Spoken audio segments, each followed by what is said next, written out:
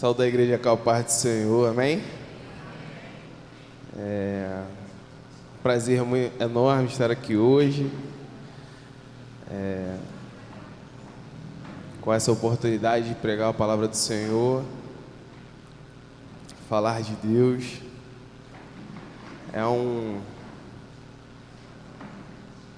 Agora são momentos novos para mim, tá? Assumindo a liderança dos nossos adolescentes de Intermares. E para mim é sempre um desafio, mas com a graça de Deus, né? Vamos aprender mais. Trago um abraço ao nosso pastor Igor Porfírio, a amada igreja. Deus possa estar abençoando. Estou acompanhado da mulher mais bonita deste auditório, minha esposa, Marcela. Hoje não foi difícil chegar, pastor. Foi difícil chegar. Foi mais difícil jogar futebol hoje lá, né? Não que eu não saiba. Inclusive, dou aula, os meninos sabem. Bom, mas sem mais delongas, peço aos irmãos que abram suas Bíblias na carta de Paulo a Tito, capítulo 2. Estaremos lendo do verso 11 ao verso 15. Tito, capítulo 2, verso 11 ao verso 15.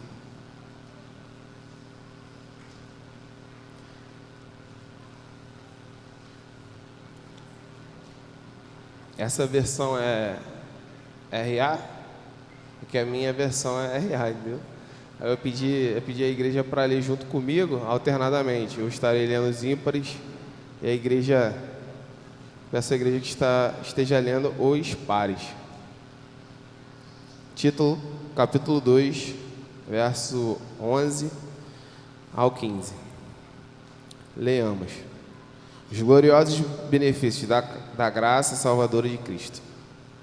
Porquanto a graça de Deus se manifestou salvadora a todos os homens.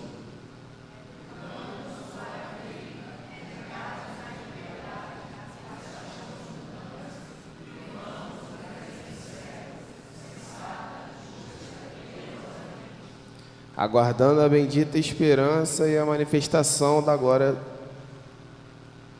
do nosso grande Deus e Salvador Cristo Jesus.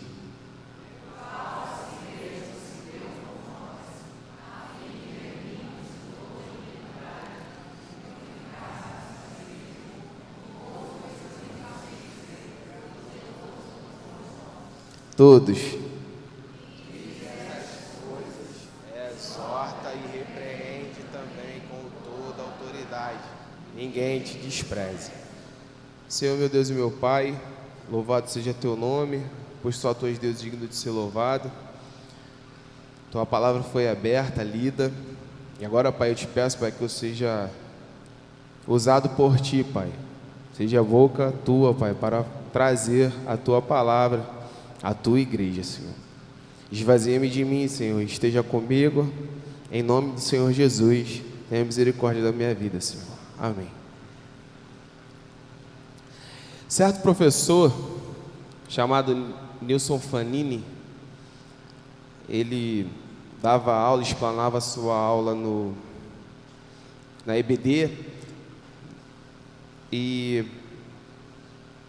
ele conseguiu perceber que uma das crianças, né, que ele dava aula se destacou muito. Só que essa criança, ela tinha um detalhe, ela era uma criança carente, de poucos recursos. E o professor olhou e ele ficou bem admirado com uma criança com poucos recursos, conseguiu se destacar tão bem. E o professor encheu seu coração de amor, graça, e saiu da igreja na segunda-feira, foi ao comércio, comprou um monte de presentes, roupas, e levou o menino.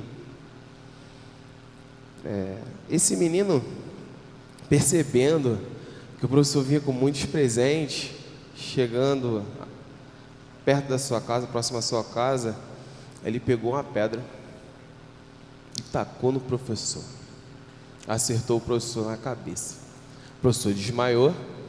Ele rapidamente passou a mão nos presentes e correu para casa. O professor foi diagnosticado com traumatismo craniano, ficou um bom tempo, em coma. Passou o tempo, o professor melhorou. E novamente, o professor se recuperou, foi lá no comércio, comprou os mesmos presentes, as mesmas roupas e foi levar para o menino. Só que dessa vez ele conseguiu chegar na casa do menino. Tocou a porta e o pai atendeu. O pai do menino atendeu. E o pai, extremamente constrangido, olhou para o professor e viu tantos presentes e falou: professor, o meu filho não merece esses presentes, porque ele pegou aquela pedra que machucou o senhor, que trouxe tanto prejuízo na vida do senhor.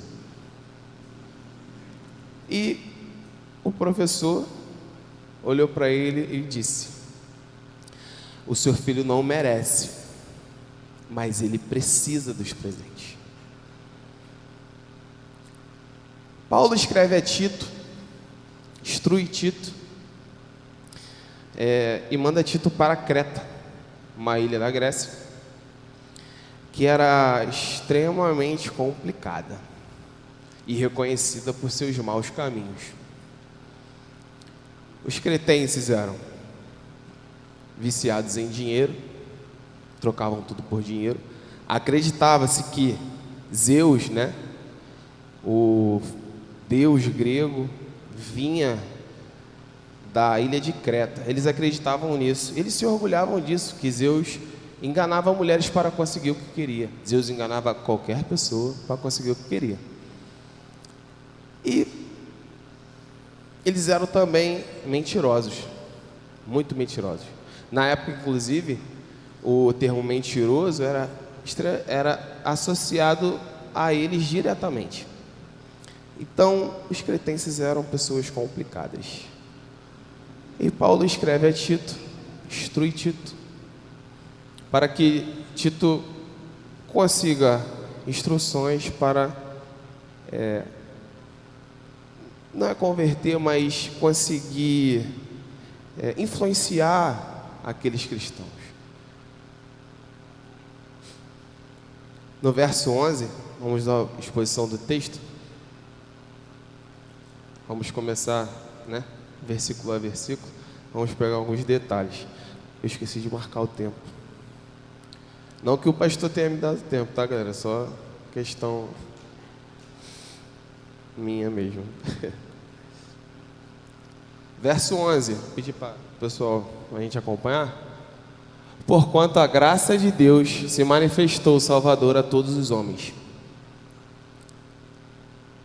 Graça de Deus. Senhores, o que é a graça? Para vocês, o que vocês pensam? O que é graça? A gente pensa logo em Jesus Cristo, certo? Jesus Cristo é a manifestação da graça de Deus em nossas vidas. E a palavra manifestou quer dizer aí epifania, que é realmente, Deus se tornou homem e veio até nós para morrer por nós. E a graça de Deus, ela é de Deus. Ninguém, absolutamente ninguém, com todo respeito ao pastor também e a qualquer líder, nenhum líder tem graça. Nenhum pastor tem a graça. A graça emana de Deus. A natureza da graça é de Deus, apenas de Deus. Salvadora a todos os homens. Esse detalhe aí a gente precisa falar, porque todos os homens aparenta ser universalismo e não é. O termo aí, ele está ligado ao contexto, a todos os homens daquela ilha, aquelas pessoas que estavam ali na ilha. O caráter aí é qualitativo, e não quantitativo. Nós estamos falando, se referindo a todos os tipos de pessoas, seja homem, seja mulher, seja jovem, seja ancião, seja pobre, seja rico. Tanto que Paulo, ele vai comentar sobre a instrução que Tito tinha que passar para essa galera. E com isso, né, voltando um pouquinho ainda falando sobre a graça, a graça de Deus, ela gera salvação em Cristo Jesus. Ela gera perdão e força. Salvação, Efésios 2, verso 8 a 9. Pela graça sois salvos, mediante a fé em Jesus Cristo. Perdão, 1 João 2, de 1 a 2. Estas coisas vos escrevo, para que não pequeis. Se todavia alguém pecar, temos advogado junto ao Pai, Jesus Cristo. Perdão. Força, 2 Coríntios 12, 9. A tua graça me basta, porque o teu poder se aperfeiçoa na minha fraqueza. Então a graça de Deus, ela vai nos trazer salvação, perdão e força. Precisamos ser perseverantes, precisamos entender o perdão do Senhor e precisamos saber que Jesus Cristo veio para nos salvar. Verso de número 12. Educando-nos para que, renegadas a impiedade e as paixões mundanas, vivamos no presente século, sensata, justa e piedosamente. Senhores, a graça, ela nos traz instruções. O termo educando-nos, traduzido, quer dizer pedagogia. E pedagogia é o quê? São métodos. A graça nos traz métodos para agradar a Deus, ter vida com Deus e conseguir ter um relacionamento com Deus. Com isso, ela vai nos trazer 2 pontos. O primeiro ponto é o que devemos negar. Está aí escrito: renegadas a impiedade e as paixões mundanas. Senhores, o que é impiedade? Jovens, o que é impiedade para vocês? A impiedade é o relacionamento nosso, tem relação ao relacionamento nosso com Deus. Quando não agradamos a Deus, nós caímos na impiedade. E essa impiedade, ela automaticamente nos leva às paixões mundanas. Porque as paixões mundanas vai ser o meu relacionamento com vocês. O seu relacionamento com o próximo. Então, quando a gente não está bem com Deus, a gente automaticamente não está bem com os homens. Exemplo, lá em Gênesis, o pecado principal, a gente sabe, o primeiro pecado, né? Foi contra Deus, certo? E o segundo pecado, que é citado na Bíblia? Primeiro assassinato do homem contra o homem. O homem pecou contra Deus, automaticamente ele vai pecar contra o homem. Por quê? Porque a ética, ela é filha da teologia. Ela é filha da teologia. Você só faz o que você acredita que é certo. Por isso que Deus nos criou moralmente parecidos com Ele, certo? Inclusive em Gênesis também vai citar: somos imagem e semelhança de Deus. porque somos moralmente, Deus nos coloca moralmente, a sua moral reflete em nós. Então, nós fazemos aquilo que acreditamos, certo? E isso, por que eu estou falando isso? Porque só para juntar aí piedade com as paixões mundanas, certo? E notamos essa parte, né?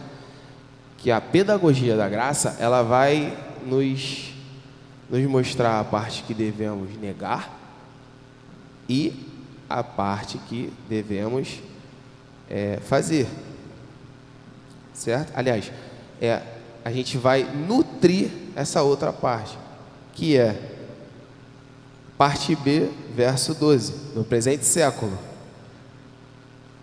Vivamos no presente século sensata, justa e piedosamente. Então ela vai nos praticar, ela vai nos ensinar, vai nos dar métodos para servir a Deus, para agradar a Deus. E eu quero me ater agora nessas 3 palavrinhas: sensata, justa, piedosamente. Sensata é a questão nossa conosco, certo? Autocontrole, moderação, mansidão, equilíbrio, tudo isso para a glória de Deus. Sensato é o cara que vai, eu não vou fazer isso, porque isso aqui é errado, eu vou me controlar para não fazer. Essa é uma vida sensata. Temos então uma vida sensata, percebendo que instruindo-nos, né, com a pedagogia da graça. Justa vai ser da parte nossa para o nosso próximo. Justa, por que justa? Eu não vou roubar o meu irmão, porque isso é injusto. Eu não vou tirar o que é dele, porque isso é injusto. Eu não vou pensar só em mim, porque isso é injusto. Então, a justiça, né, a parte justa da nossa vida está atrelada com o próximo. Precisamos ser sensatos, justos e piedosos. Piedosos, né? Dá para ligar rápido em piedade, piedade. Piedosos, fazendo a vontade de Deus. Ter um relacionamento com Deus. Esses são os 3 pontos desse versículo. Verso 13. Aguardando a bendita esperança e a manifestação da glória do nosso grande Deus e Salvador Cristo Jesus. A pedagogia da graça, ela também vai nos trazer isso no coração. Precisamos estar presos a isso. Precisamos estar com o nosso coração no nosso Salvador. Cristo é o nosso Salvador. Nós precisamos estar esperançosos em Cristo, vivendo a esperança, a bendita esperança, a rica esperança, a esperança de estarmos ao lado de Jesus Cristo. Se alguma coisa para você, meu irmão, é mais importante que estar com Jesus Cristo hoje, está errado. Eu sei que nós temos nossos objetivos. Eu, por exemplo, eu quero ser pai um dia. Aqui, os adolescentes querem terminar o ensino médio, fazer faculdade, namorar, casar, as coisas naturais da vida, certo? Mas isso não pode ser maior do que, essa nossa esperança não pode ser maior do que em Jesus Cristo. Temos que estar focados em Jesus Cristo, porque Ele é o nosso Salvador. Verso 14. O qual a si mesmo se deu por nós, a fim de remir-nos de toda iniquidade e purificar para si mesmo um povo exclusivamente seu, zeloso e de boas obras. Quem pratica, quem tem no seu coração os métodos da graça, é automaticamente conduzido a ser zeloso e fazer boas obras. Meus irmãos, zeloso, sejamos zelosos com o nosso irmão, sejamos zelosos com a casa de Deus, sejamos zelosos com os nossos dons. Mas, Jeremias, o que seria ser zeloso, né? Exemplo, o que seria ser zeloso com o nosso dom, com os nossos dons? Eu me apego a um ensinamento sobre sempre passar tudo que eu aprendi na minha vida, tudo que eu tive a oportunidade de fazer dentro da igreja, e tentar sempre passar para alguém. Exemplo, eu tento tocar bateria, gosto muito de tocar bateria. Então, eu sempre tive esse pensamento de chamar alguns jovens na minha antiga igreja para eu poder ensinar. Isso é ser zeloso, isso é você cuidar do próximo, isso é você saber deixar e distribuir o seu dom, se ensinar. Ser zeloso é você também ensinar. Ser zeloso é você chegar aqui e você perceber alguma coisa errada e você automaticamente, por ser zeloso, por estar debaixo da graça do Senhor, você cuidar das coisas de Deus. Porque tudo que está nesse templo aqui foi pela graça de Deus. Com a dificuldade aqui, pastor. Caraca.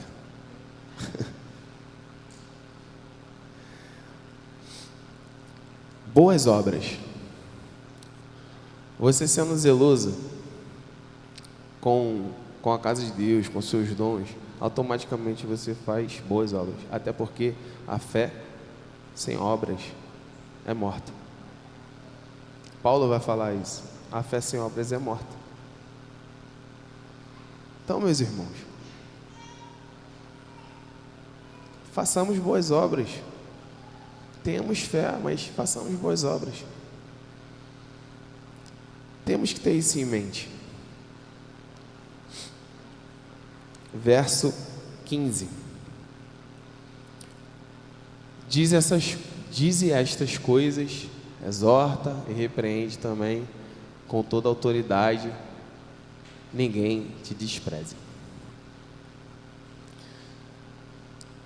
O versículo 15, ele vai fechar um pensamento. Paulo vai fortificar o ministério de Tito. Ele vai encorajar Tito, para que Tito não se esconda atrás de todos os problemas daquela ilha. E hoje, meu irmão, eu quero te falar uma coisa em relação a esse versículo. Não se esconda. Se tem alguma coisa te prendendo de fazer a obra de Deus, de pregar o Evangelho, não se esconda atrás disso. Pregue o Evangelho. Dize essas coisas. Exorta, repreende. Se você tem total liberdade de chegar ao seu irmão e exortar o seu irmão, repreender ele no amor, mas é no amor, assim, o jeito de falar e com toda a autoridade, mas no amor, gente, sabe? Tem pessoas e pessoas, mas a gente não pode nos esconder atrás de dificuldades e não pregar o Evangelho, porque isso é uma forma também de você pregar o Evangelho, você conseguir trazer o seu irmão para você. E olhando para o ponto de evangelístico, é a mesma coisa. Pregue o evangelho, pô. Distribua o evangelho. Eu não estou falando para você, como disse um pastor, né, uma vez, desculpe o termo, arrotar o cristianismo. Não é isso. Você não vai sair falando, eu sou cristão, eu sou presbiteriano. Porque soa bem, né? Eu sou presbiteriano. A gente é conhecido, né, por saber muito da palavra. Eu sou da igreja presbiteriana. Não tenha isso no seu coração como um brinde, sabe? Como uma coisa para você. Mas tenha no seu coração que o seu testemunho como cristão, como pessoa que entendeu a pedagogia da graça, tenha isso em mente. Se comporte como um cristão, adolescente. Se comporte como um cristão, jovem. Isso é muito melhor a pessoa enxergar você, enxergar suas atitudes e ver, esse cara aí é crente. E é muito pior você, desculpe o termo novamente, arrotar o cristianismo e você ouvir, isso aí é crente. Ó o que ele está fazendo. Tome cuidado com isso. Ninguém te despreze. Meu irmão, aqui é muito importante essa parte, por quê? Porque você pregar o evangelho, você trazer a graça para outras pessoas, essa força, esse entusiasmo, não vem de você, ele vem de Deus, porque a graça emana de Deus. E você pregar o evangelho é a graça, irmão. Se tem a oportunidade de você pregar o evangelho, é a graça. E tenha certeza, meu irmão, que ninguém vai te desprezar. Essa palavra de encorajamento.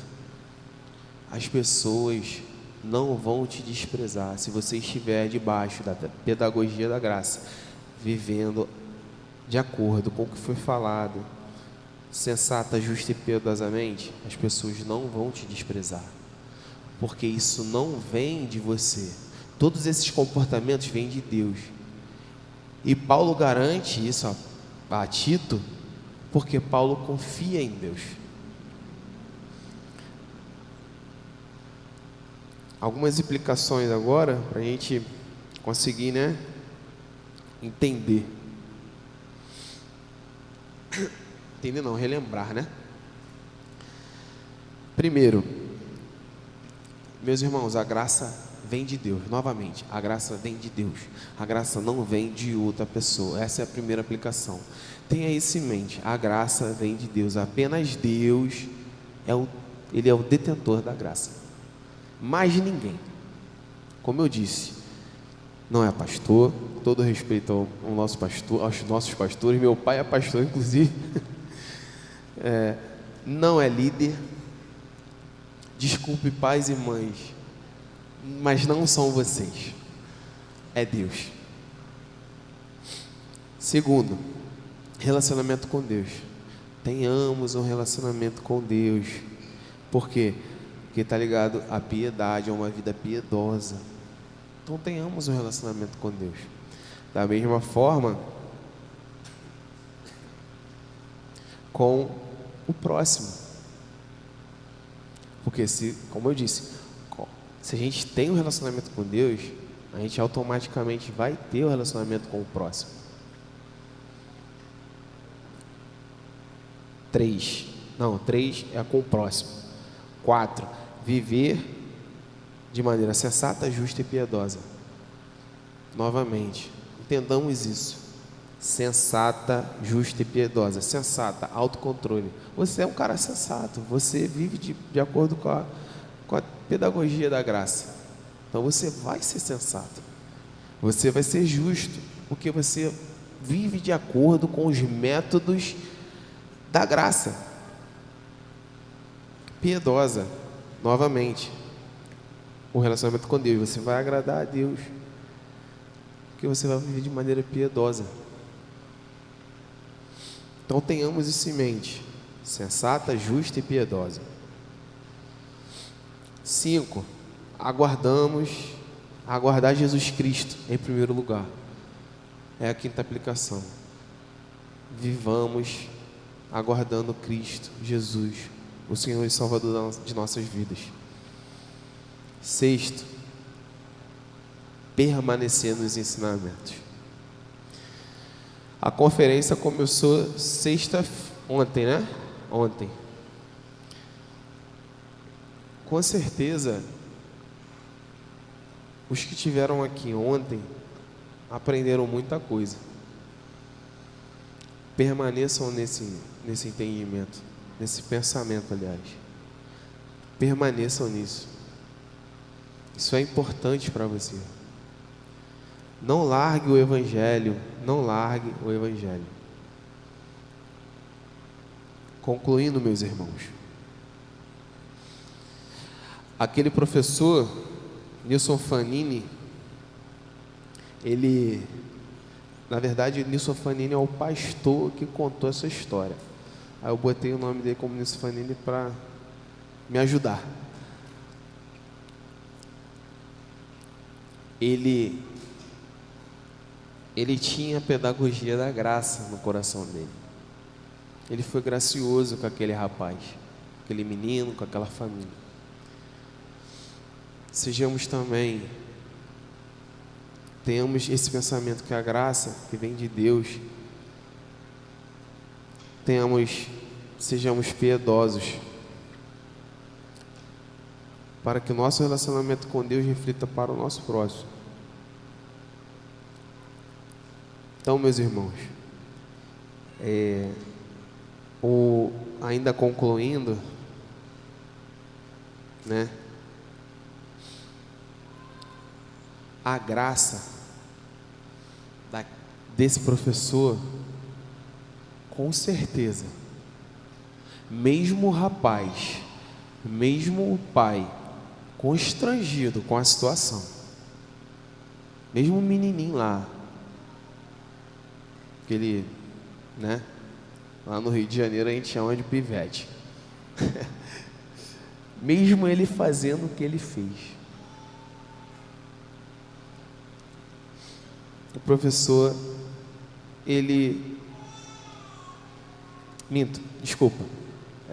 mesmo fazendo o que ele fez, o professor veio, trouxe os presentes e com certeza eles se alegraram. Eles se alegraram. Então, meus irmãos, alegrem-se na graça do Senhor, porque ela é de graça. Vou chamar a banda aqui na frente. E, como eu disse, inclusive o Daniel, o Daniel é o nosso músico, nosso especialista. Ele não é muito fã de músicas alegres no final de pregações, sabe? E nem antes. Mas, meu irmão, que é isso? Vai lá, vai lá. Mas, meus irmãos, o meu pensamento que eu quero trazer para vocês é de alegria, porque nós não somos o professor. Nós não somos o professor, nós somos aquele menino. Nós crucificamos Jesus Cristo. Jesus Cristo foi à cruz por nós. E quantas vezes por dia a gente faz isso? Quantas vezes por dia a gente pega uma pedra e acerta lá no lugar que não deveria acertar? Então, meus irmãos, se alegrem, porque a graça do Senhor nos trouxe a vida, e vida eterna, e vida em abundância. No escuro, caminham aqui, angústia e sofrer ao meu lado. O eterno Deus nos ensina a ouvir, viver e ser condenado, nos fazer quem somos. Deus, Ele nos encontrou, e a tua cruz tem que fazer a gente morrer junto com Ele. Então cantamos ao nosso Deus, porque Ele é grande. Amém?